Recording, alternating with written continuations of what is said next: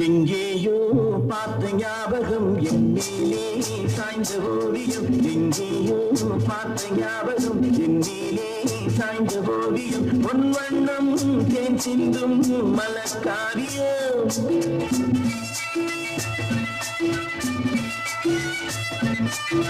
மலர்காவியம் எழில் ராணியின் இதழ் நாடகம். இதழ் நாடகம் தமிழ் காதலின் புகை கோபுரம். புகை கோபுரம் அகப்பாடலின் சுமை தாங்குமே. சுமை தாங்கியும் இமை மூடியும் சுகம் காணலாம். அசல் எவ்விடம் நகல் அவ்விடம். அழகென்பதே விஷமாகுமோ.